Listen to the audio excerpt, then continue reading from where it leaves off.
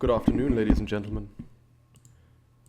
And welcome to the stream. Hang on. I sent the message out that I was starting stream, and also started the stream before I'd actually finished setting everything up, which I feel was an error. 1 moment, I need to get my monitor set up. I'm going to quickly toggle back into the Dark Souls. Hey! You can enjoy the hammering of Andre. I cannot lemon. Hello, good to see you. I have got the right setup, haven't I? Yes, it's Dark Souls Remastered. Swell, that is what we're doing. So, yes, good afternoon, ladies and gentlemen. It is the return of my Dark Souls Permadeath run. It's been a couple of weeks since we last did this, but this run was going reasonably fucking now. Okay, that was Coaster getting stuck to the bottom of my mug. That was heinously loud, my god. This is a continuation of the run which was going pretty damn well. We're at Sen's Fortress, and we're kind of chugging our way along. We've got our hands on a Black Knight weapon, which is sort of the main thing. I remember what I was going to do, because I was thinking to myself, I don't normally go into Anor Londo if I don't have access to a stone great shield. But yes, what I was planning on doing was I was planning on going into Sen's to get the coveted gold ring, and then leaving to farm for a great shield, because farming for a great shield is a pain in the ass, as those of you who saw one of my previous attempts might remember, because fuck me, it took a while. But yeah, I mean, let's just get into it. I see no particular reason to delay. Sen's shouldn't be too bad. Sen's is usually alright. Not sure what the next part I'm concerned about is. Anor Londo itself might be a little rough. It's been a while since I've done it, so I don't remember too much. It's also been a while since I've played Dark Souls. I haven't played Dark Souls since the previous attempt, so... Oh, fuck off. Little bastard managed to dodge the whole thing. What a prick. Hang on. Just gonna trade hits in order to get the kill. That's fine. Easy enough. Don't need to worry too much about my HP. I think. You know what? I'm not going to burn through 10 flasks, I wouldn't have thought.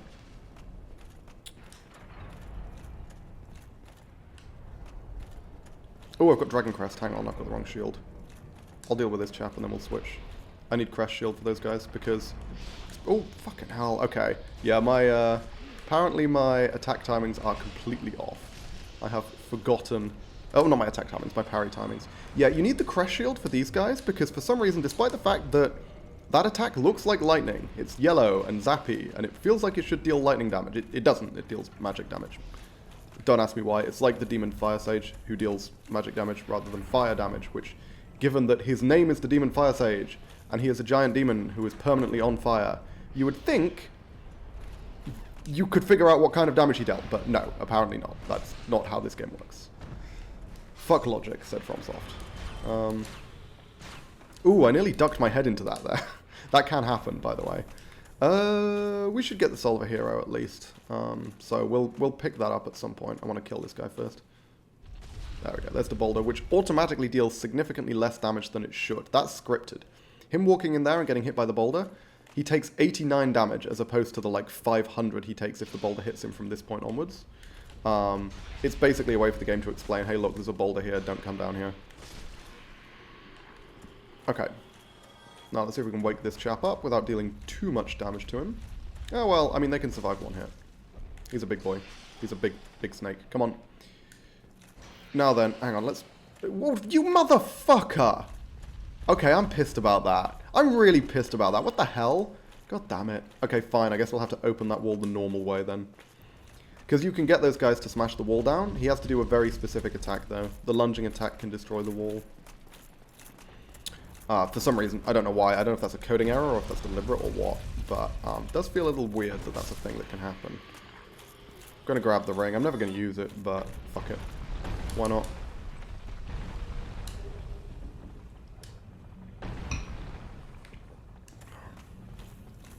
Chill and wait for the next boulder to go past. You never want to get hit by these boulders because they can easily one-shot you. And by one-shot you, what I mean is they don't technically one-shot you, but they hit you multiple times by like knocking you into a wall and then you kind of get knocked back into them. It's super weird. Have you considered doing randomizers on stream? Randomizers of what? Because the answer is yes, but it depends on what game you're talking about. If you're talking about a randomizer of Dark Souls, I've never really thought about that. Hollow Knight randomizer, I think, is something I'm definitely thinking about doing, because quite a few people have suggested that to me at this point.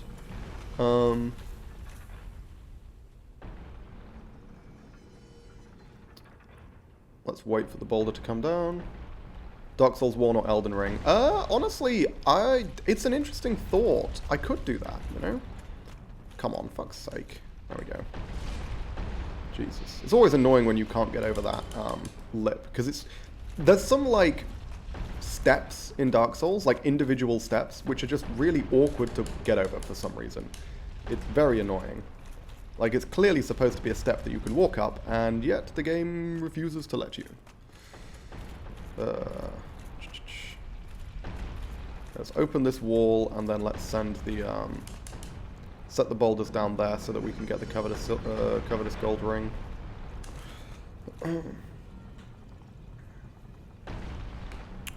So boulder's gone down there, swell. Now then, we ran into a problem last time, didn't we? Hang on. Let's just descend to the bottom. We'll wait at the bottom for the covetous gold ring. I'll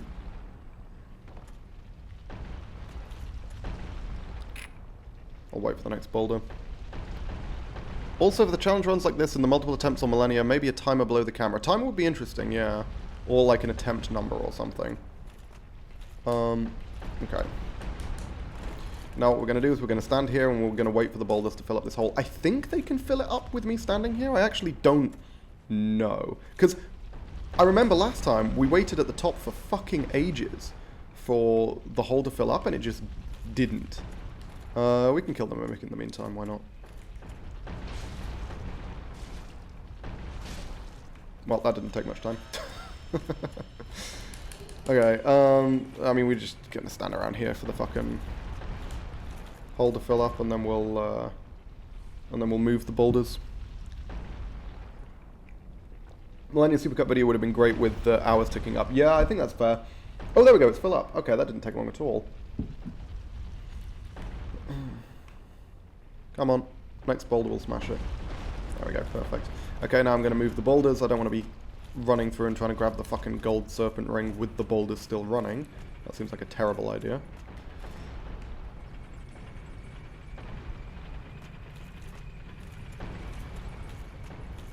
And then we can go down and grab the ring. And then we're going to head out. We'll swing by this area, of course. Pay a visit to Logan, and more importantly, to grab the soul of a hero that lies next to Logan. But, yeah. We can, we're going to head out and try and farm the fucking Great Shield once we're done with that.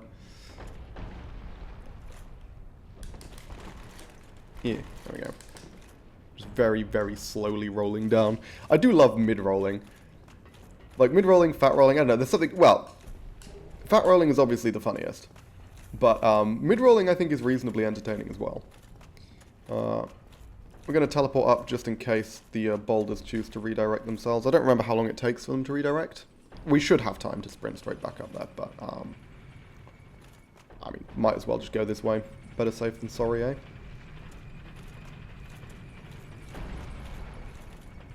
And we should be able to... I already sent the boulder down, so we should be able to just head down here and grab the soul from the cage. The boulders never auto-direct down this path, so you don't need to worry about that. They only auto-direct in the other two areas. Hey, Logan. There you go. Good man. Beautiful. I don't think we really care too much about Logan, but fuck it. Gonna free him anyway. Maybe at the end of the game we will receive his big hat. I would not mind acquiring Big Hat Logan's big hat. It is an excellent hat. Especially as a result of its size. So now... let's get to the shortcut. I think that'll be better, right? Rather than running all the fucking way back down. Only to have to run back in again. We'll open the cage shortcut and then we'll go from there. Okay. Boulder has redirected. Probably in this direction. If not, it will be soon. Oh.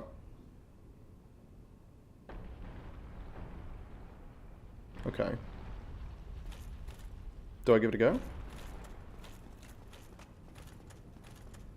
Because I'm not hearing the redirection. Yeah, you can hear it when the boulders redirect. There's a very distinct noise. Normally, it was really slow there. I heard it redirect as soon as I got to that area. I assumed it was redirecting down here, but no, it was clearly redirecting down there.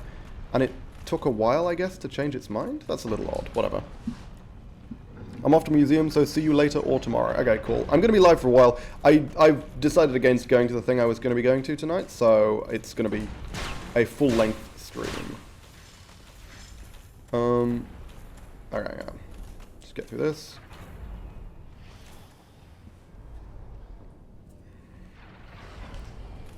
Sprinty, sprinty. Murder, murdery. Oh, that is a one-shot. Good. I wasn't sure. Fuck you, buddy. Can I backstab? Not quite.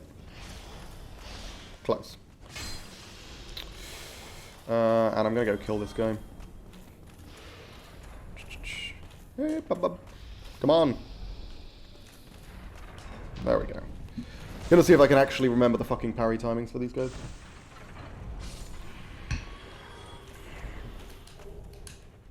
Don't super need large shards, but I'll take them. Can't imagine why I'd need them. I guess if I want to level up my armor, which I'm unlikely to ever want to do, but it's not impossible, I suppose. Okay, so off we go.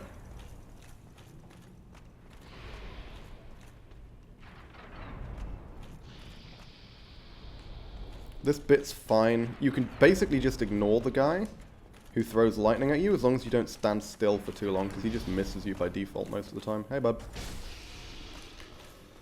It's much better to focus on the sides, which can insta-kill you, than that guy who can deal a little bit of damage sometimes if he can ever aim in your general direction, which a lot of the time he can't.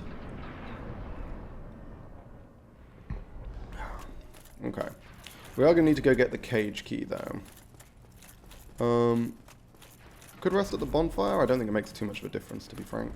This is just large shards. Oh no, that's a large soul. Okay, sweet. I'm glad I picked that up. This one's large shards. And then let's go murder this guy.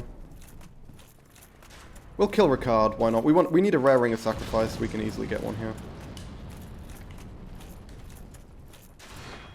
Because as with the previous run, for those who saw it, the death to Seath is mandatory. I'm not planning on trying to do some kind of ridiculous speedrun skip to avoid that. We'll just take the death.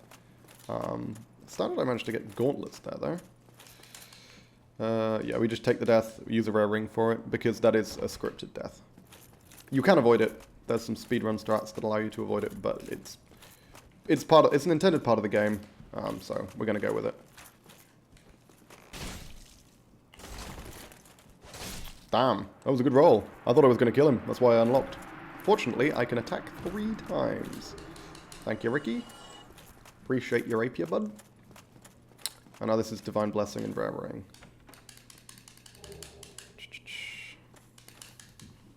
Divine Blessing's probably irrelevant, but it's not terrible to have them. Rare Ring we actually want, though.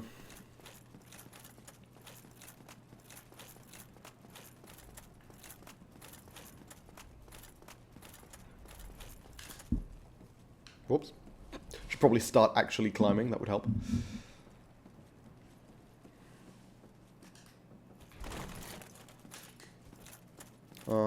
Now then. Is it worth killing the giant just to make the jump to get the cage key easier? I think it probably is, because I need to kill the giant at some point, so... Might as well, right, while I'm here.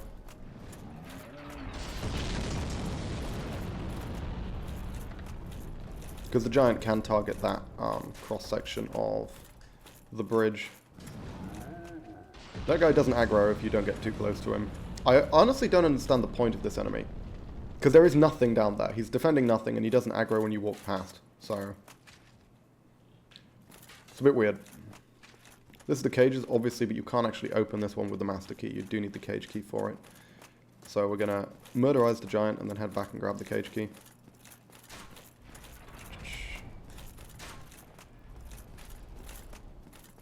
Hey, bub. Shabam! There we go. Now, what we want to do is we want to bait the giant into doing his ridiculous flail attack. Which will leave him stunned for long enough. hopefully, for us to kill him. Okay. There it is. Shit, move. There we go.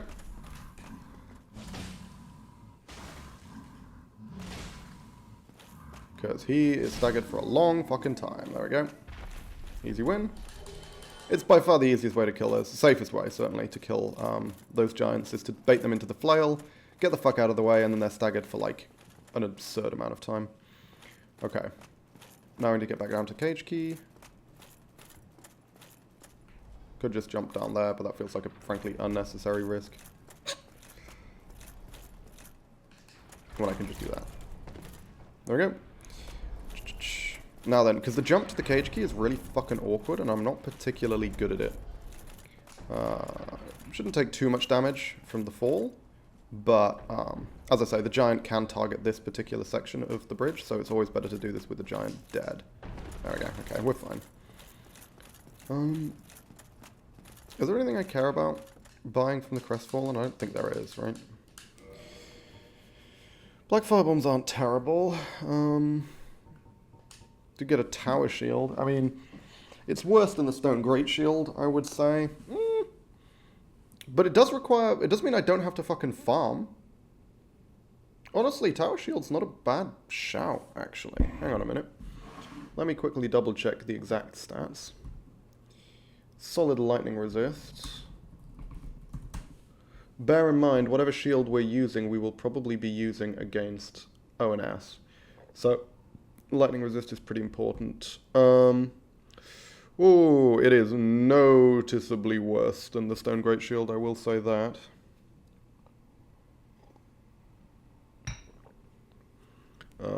Usable earlier.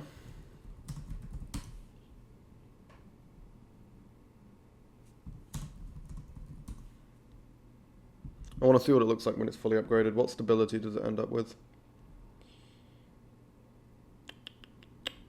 86 at plus 15. We can't get to plus 15. Of course, can't even get to plus 10. I don't think I bothered with the large ember, right? So we could boost it to 75. Yeah, you know what? I think I'd much rather go for the Stone Shield. Stone Shield just has much better damage reductions. It's got significantly higher magic. Not vastly higher, but noticeably higher lightning. And the same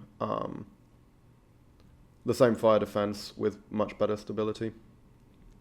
And it's free. It just takes a little bit of time to get. The only other downside is that it's only available at 38 strength, but that's fine. How's it going, Ponderer? I don't know how you manage to do challenges in multiple games like this. I just played a lot of games. Also, it's going well. Hello, Wiles. Good to see you. Yeah, okay. Just don't fall off the edge and we'll be fine. And then we'll grab the cage key. And head back into the forest to do some farming. Oh my word! A snake! What a tragedy. There we go. I barely managed to play one game. All you gotta do is, you know, waste your fucking life. That's the plan.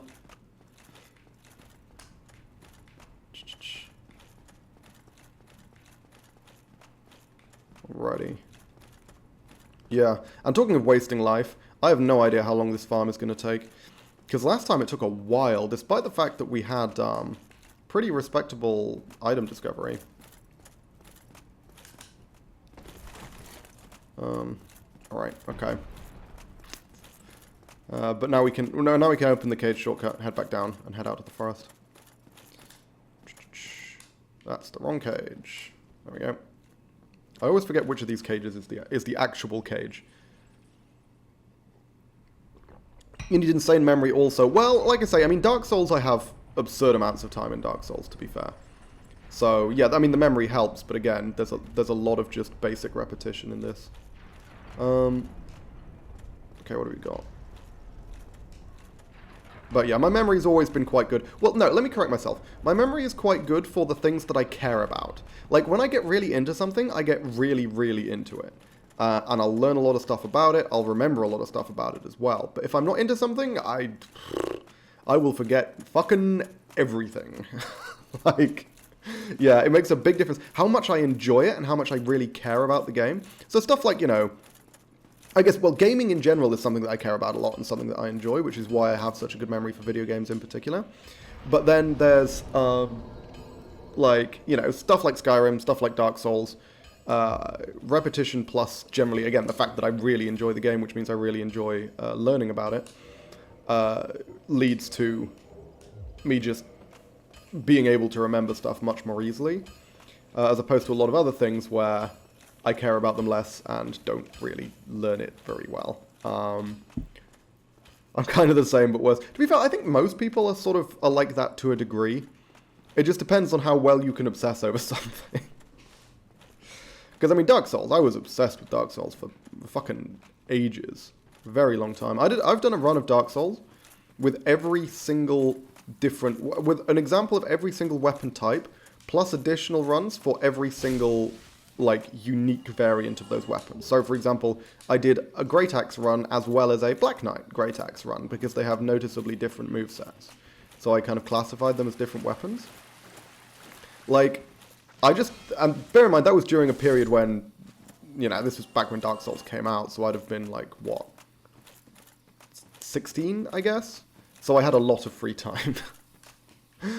Which is, again, that's why I know Dark Souls as well as I do. Fucking hell. That's a pain in the ass. Okay, I'll just kill you. And then we'll try and chop your mate. Come on. You have to aim, like, slightly to the side because of the way the swing goes. There we are. And now, yeah, as I say, we are on the farm. We have maximum item discovery. I think it's the maximum item discovery it's possible to have in this game, which is 410. Yes? Yes? 410. Yes, that is what it is. So, yeah, we're capped on item discovery. Oh, I probably should have bought the crest, thinking about it, but whatever. We do need to rest at this bonfire, because we will be wanting to respawn our foes. Also, I just realised I haven't killed the Moonlight Butterfly yet, have I? We should probably do that as well. Though if I'm going to do that, I need to put Havel's ring back on. Because otherwise I'm not going to be able to dodge the really nasty magic moves. Yeah. I don't know why I'm killing these guys. There's no reason to. I guess I could argue that I'm doing it to get moss. There's no point. I should just ignore them. For the purposes of the farm, because it'll take a lot longer if I kill these guys as well. We're going for the big stone boys, because they're the ones who can drop the great shield. It's, I think, 2% drop rate, which means it would be a 4% drop rate right now. No, I think it's 4%, which means it should be a 16% drop rate right now. I'll need to double check the numbers. I seem to remember it being 8% with 200 discovery, which would make it 16% with... Oh yeah, that was the problem last time. I got like 5 great swords before I got a single great shield, despite the fact they have exactly the same drop rate. Which was a pain in the ass, not gonna lie. Oh yeah, they're invincible for fucking ages when they're spawning. Oh! Do one-shot them, which is pretty damn relevant. Again, you want to murderize the trees as efficiently as possible. Yeah, I think the last time I did this farm, I wasn't doing anywhere near this much damage, so it did take quite a lot longer. I think I was two-shotting them rather than one-shotting them. Although, if you're two-shotting them, you can still kill them before they fully stood up. Come on. Shabam! There we go. Just give me the Great Shield on the first run, so I don't have to keep doing this, please. I would appreciate that. Okay, let's see if I can time this correctly.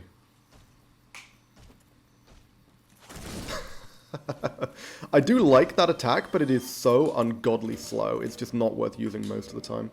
Let's, that's not the right ring. Let's go kill the butterfly. I've got the crest shield equipped already, so we should be fine. And I reckon I can kill the butterfly on its first landing. Oh, what? I've already killed the butterfly. I didn't bother getting the bonfire, but I've already killed the butterfly? When the fuck did I even come here? I actually have no idea why I wouldn't have rested at that bonfire if I was planning on killing the butterfly. Huh, okay, well, whatever. Guess we're not killing the butterfly then, guys. I'm afraid it is already dead. What have we got going on now, then? There it is.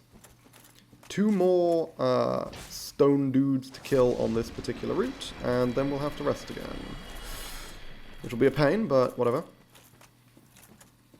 Again, how many circuits did it take last time? I think I was only doing it with 200% item discovery instead of the 400 I've got right now. But I remember it took a fucking while. Even, like, 8% drop rate isn't that low when you're killing 7 of them per circuit.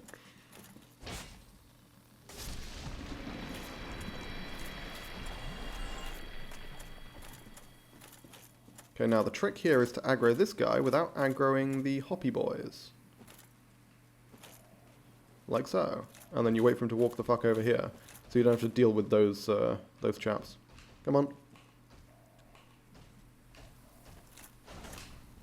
Rip.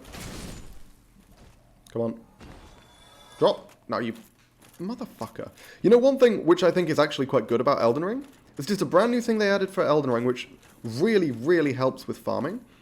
Enemies in Elden Ring, when they drop an item, there's like a special burst effect when they die. Versus if they don't drop the item, then the burst effect doesn't trigger, which means you can instantly know upon killing an enemy whether they've dropped an item. Unlike in Dark Souls, where you have to actually wait for the item to spawn, and with these motherfuckers, sometimes the item spawns in them and is really hard to see. For Elden Ring, you can literally tell the moment you kill an enemy whether they've dropped the item, which is phenomenal for farming.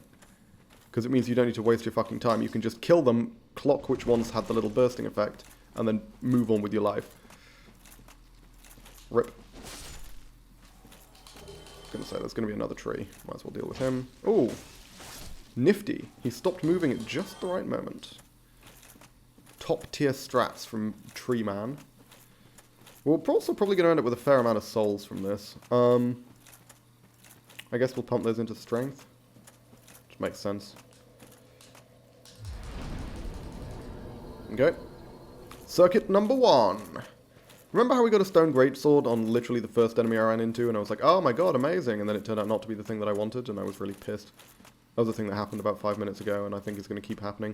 I'm going to be really annoyed if we just get a load of fucking greatswords again. Maybe we should have just picked up the tower shield. Whatever. This shield is significantly better than tower shield. Because bear in mind, it is only a stopgap solution, because we're going to be graduating to Havels once our strength hits 50. But this stopgap solution, I'm pretty sure, is going to cover the entire ONS fight, which is kind of a big deal. We want a good shield for that.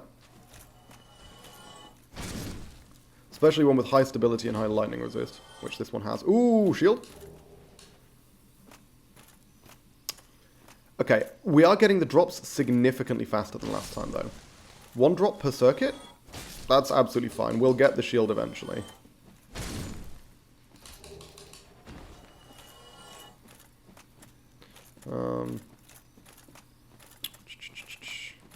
So as I say, there are 7 of them on this route. Where is this guy? There we go. We're going to do the block dance and then kill him, and then do the block dance again.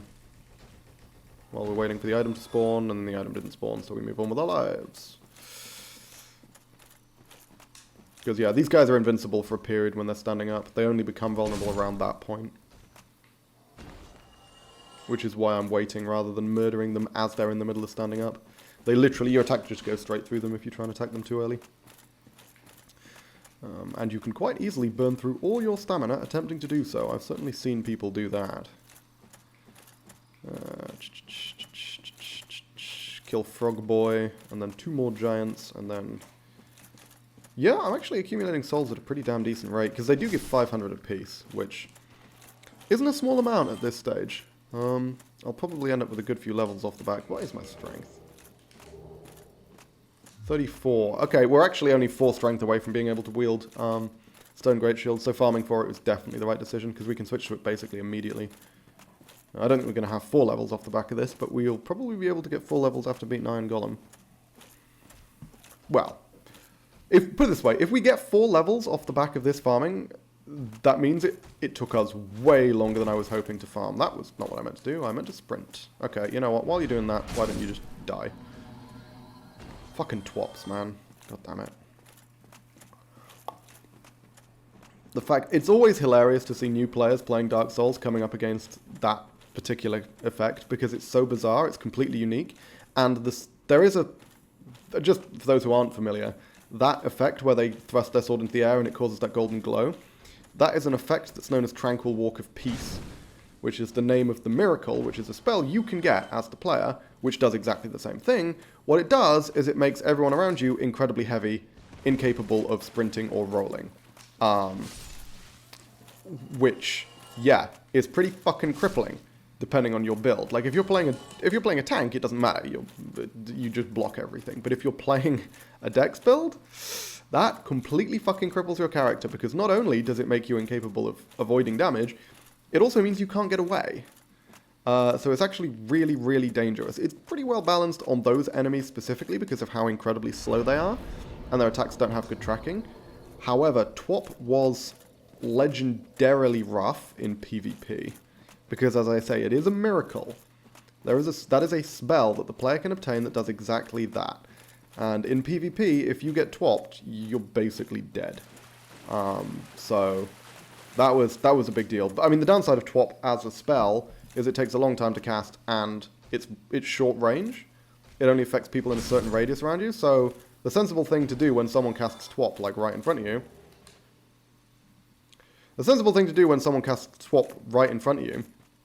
is to just run the fuck away and wait for it to wear off, basically. There we go. Shabam.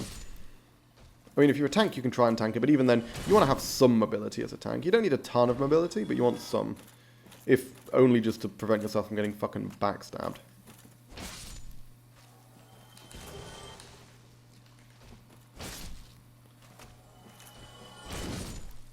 Oh, of course I've come here. I must have come here. I'm literally wearing the Elite Knight set, which is the armor that you find in this location. So, yeah, I don't remember when I came through here. I guess I just sprinted through to kill the butterfly and pick up Elite Knight. Maybe for PvP it should have a shorter duration then. The duration's pretty short. It only lasts for about 30 seconds. It's really not that bad. But 30 seconds when you're locked in, if you get locked into it, that's long enough to die. TWOP basically only works against people who aren't familiar with it. Okay. 4 great swords? Fucking really? Again, it's 50-50 whether you get the great sword or the great shield. Or to be more accurate, they both have independent... Again, I think it's base 4% drop rates. So, 16% chance of great sword, 16% chance of great shield. I think it's possible to get both from a single enemy. But yeah, no, TWOP was one of those things where, like, it was a bit niche, but if you ran into it and you weren't prepared for TWOP, it could just straight up kill you. But all the really good PvPers knew how to deal with TWOP. TWOP and WoG were the big miracle killers in Dark Souls 1. WoG was Wrath of God, which is a short cast AoE burst that's like centered on the player. So you do it and it sends this shockwave out, which deals respectable damage, but most importantly knocks the enemy flat on their ass, which meant you could get stun locked. If you didn't know the dodge timings for how to get out of a Wrath of God lock, you could just get locked into it, because each hit would knock you down. You'd get knocked down, and then the moment you stand back up, there we go, phenomenal. You get knocked down, and then the moment you stand back up, they knock you down again. So that was a whole thing. But yeah, other than if you knew the timing, like what timing to roll in order to get out of a WoG lock, then you were fine. But against new players or players who weren't as familiar with WoG, it did require very specific dodge timing to get out, which means if you're a tank, that's not great either, because tanks can't dodge very easily. Those were basically the only 2 reasons to go miracle builds. And Sorcerer was absolutely garbage in PvP, like genuinely awful, and then they introduced dark sorceries, and Sorcerer became ludicrously overpowered. I am still convinced that the main reason why everyone thinks sorcerers are so powerful in the later FromSoft games, not so much Elden Ring, because sorcerers genuinely are really powerful in Elden Ring, but certainly in like Dark Souls 2 and Dark Souls 3, the main reason why people think sorcerers are so powerful is because they still have residual PTSD from Darkbead, which was a spell they introduced in Dark Souls 1, which on paper, you could see the logic behind that spell, but in practice was stupidly broken. Because the problem with Darkbead in Dark Souls 1, so basically, in Dark Souls 1, all sorcery was single target line spells. basically. Pretty much every single sorcery in the game, damaging sorcery, was a single target attack that travels in a straight line, and that has minimal tracking. So you could literally dodge sorceries by locking onto the enemy and walking slowly sideways. If there was someone casting sorceries at me right now, I'd be dodging it, right? All you have to do is move left to right, and sorceries will miss you, which meant sorceries were fucking useless in PvP. They really didn't do much. They were solid in PvE because they dealt stupid amounts of damage from a long range, and enemies don't really dodge. But in PvP, they were pretty terrible. And then in the DLC, they introduced something that was clearly intended to balance sorceries, which was the dark sorceries. These had a few effects. Firstly, dark sorceries dealt physical damage rather than magic damage, and they had a significant impact on shields. So another big downside of sorceries is that a decent magic resist shield, you could just block it for days. You could just block, take minimal damage, block, take minimal damage, and you'd be fine. Dark sorceries were specifically designed so that they dealt huge amounts of stamina damage if they were blocked. So blocking dark sorceries was a really bad idea unless you were wielding a great shield. Like a regular shield, you couldn't really afford to block dark sorceries. You had to avoid them. So that's point number one. Also, again, the fact that they dealt physical, which meant there are certain ways of resisting magic damage that are quite effective, most notably Great Magic Barrier. That didn't work on dark sorceries. But the main problem was Dispel Dark Bead, which you could, as I say, you could see the logic behind it, right? I'm just going to head straight into Sen's Fortress. We're not going to bother equipping the Stone Great Shield until after we've got access to Havels, because we're going to be slow as fuck, and I want to have maximum defense if we're going to be slow as fuck. So, even though we have the Great Shield, we're not going to bother putting it on just yet. The Dark Bead was basically a solution to the problem that sorcerers didn't have any AoE, right? This was their first attempt at creating an AoE sorcery, which was basically a shotgun blast. So you perform the attack, and it sends out seven dark beads in a cone directly in front of you. That was in a big shotgun blast, so it was a line like this, and they sort of sent out the 7 like that. So I think the idea was that you could basically carpet bomb a group of enemies with this. I think that was the intention of Dark Bead. But the problem with Dark Bead was that the damage was balanced, assuming you would be hitting the enemies with one of the beads. I think you can start to see the problem here. If you used Dark Bead at point blank range, the amount of damage it dealt was completely fucking ridiculous. And the cast time for Dark Bead was also very short, which meant there was very little downside in using it. You got a lot of casts per slot. The cast time was relatively short. It was similar to just a basic attack. And a point-blank Dark Bead with decent intelligence investment could easily deal over 2,000 damage, which, for reference, your average PvPer would have... Okay, I currently have 790 hit points. Your average PvPer would have somewhere in the vicinity of, like, maybe 1,600 HP. So a point-blank Dark Bead, where you got hit by all 7 beads, was basically just a straight-up one-shot. Like, you were dead. You got Dark Beaded, at point-blank, you were dead. And there was very little you could do about it. And it comes out incredibly quickly as well. So suddenly, the Sorcerer went from being this complete and utter fucking joke character that no one ever had to care about in PvP, to being an absolute agent of death. Pursuers was also an issue, but Pursuers... I think I've mentioned this on stream before. The hysteria surrounding Pursuers is one of those things where if you show Pursuers to people who've played games like Elden Ring, the more recent FromSoft games like Elden Ring, Dark Souls 3, they'd laugh. They'd be like, hang on, what was the fucking fuss? People objected to this spell? What was the fuss about it? Well, the problem with Pursuers was that it had tracking, and tracking on a level that sorceries had never had before. Oh, that came out faster than I expected. Let's back off. I'm also not getting any staggers, which I'm not entirely happy about. It had tracking on a level which sorcerers had never ever had. Like, ever. Because sorceries never used to be able to track. As I say, you used to be able to walk slowly sideways, while Pursuers moved incredibly slowly and tracked like a motherfucker. It had perfect tracking.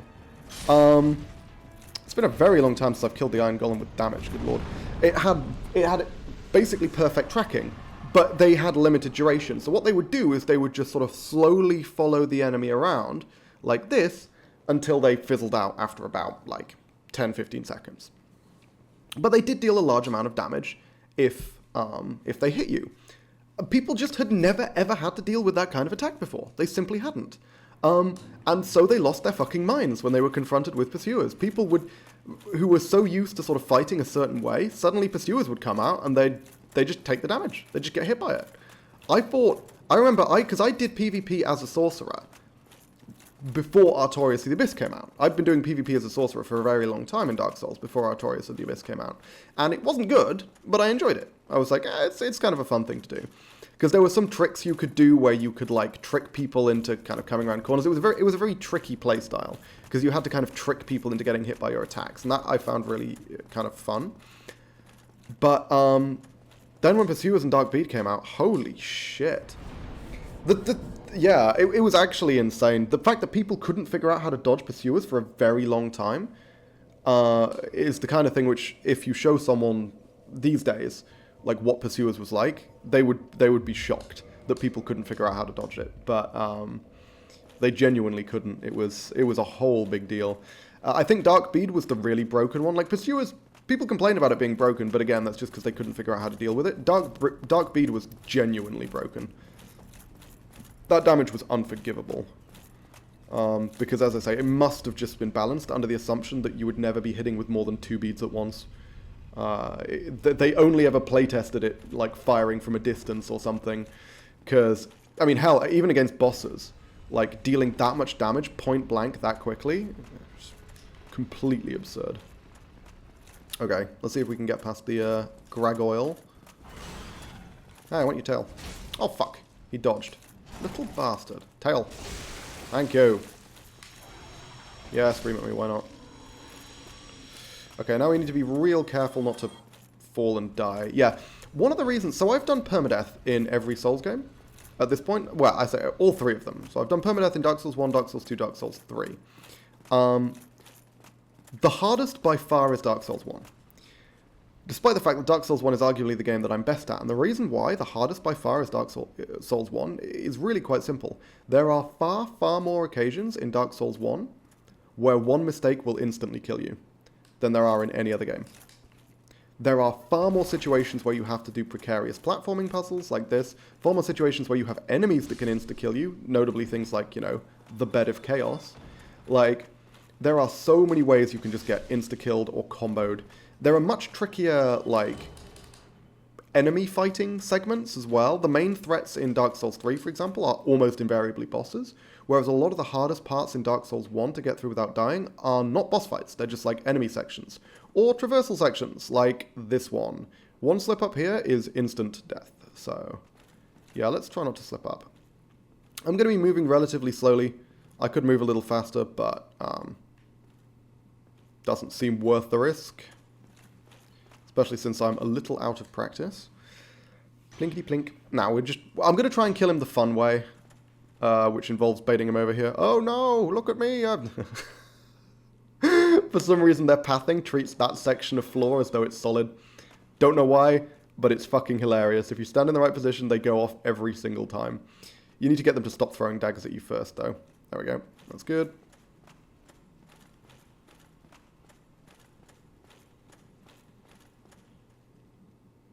You're going to come at me, or are you going to throw daggers? Just throwing daggers. Okay, fine.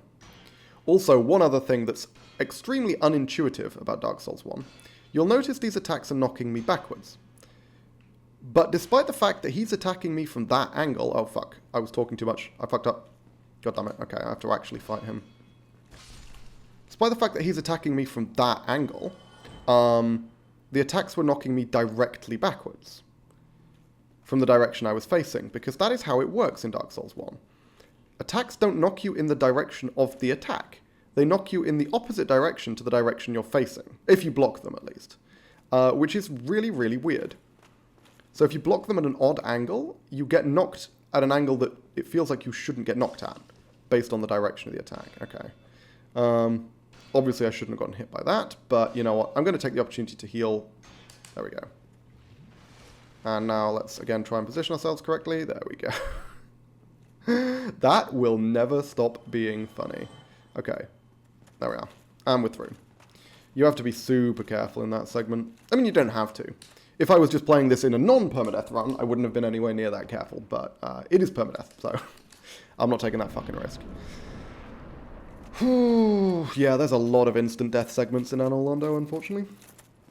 We've got the arrow snipers coming up, which, given how out of practice I am at this game, I am not feeling confident about the arrow snipers.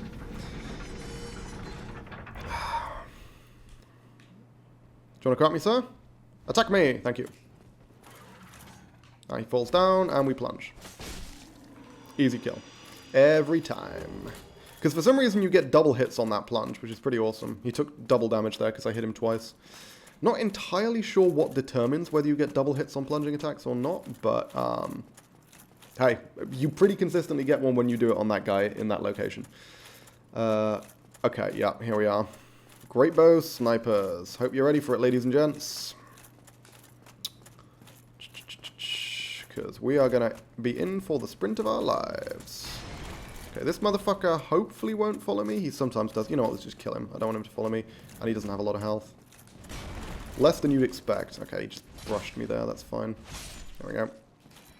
See what I mean? Bet you didn't expect him to have that little HP, did you? Now, what's my lightning resist? I need a lightning resist shield. You know what? I'm going to use the great shield for this. Just to get past these guys. Because a really solid shield is very good against these guys. I'm not going to use it for the actual great bow snipers. Because I want to be able to parry.